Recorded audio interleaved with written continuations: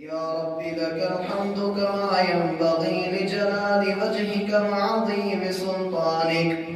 اللهم أنت الغني ونحن الفقراء، وأنت القوي ونحن الضعفاء.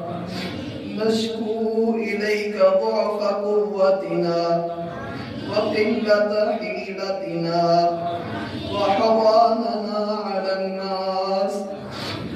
يا أرحم الراحمين، اللهم اشفنا واشف مرضانا ومرضى المسلمين.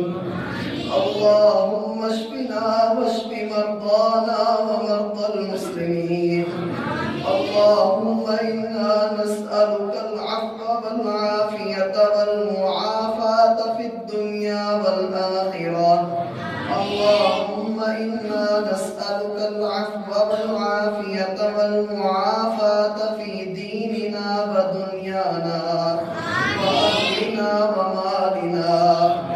اللهم احفظنا من بين أيدينا ومن خلفنا وعن أيماننا وعن شمائلنا، ونعوذ بعظمتك أن نغتال من تحتنا.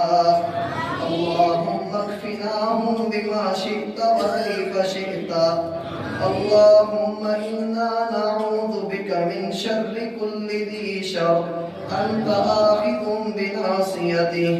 اللهم إنا نسألك من الخير كله عاجله وآجله ما علمنا منه وما لم نعلم، ونعوذ بك من الشر كله عاجله وآجله ما علمنا منه وما لم نعلم.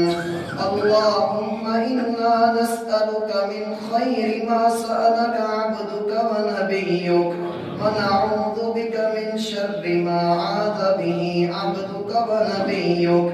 اللهم اغفر لنا ولأساتذتنا ولوالدينا ولرفقائنا ومن له حق علينا ومن أوصانا بالدعاء، ولجميع المؤمنين والمؤمنات والمسلمين والمسلمات الأحياء منهم والأموات. اللهم أصلح لنا شأننا كله. يا قاضي الحاجات اقض حاجاتنا وحاجات المسلمين. يا شافي الأمراض اشف مرضانا ومرضى المسلمين.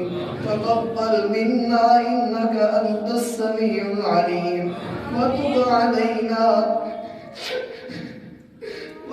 علينا إنك أنت التواب الرحيم.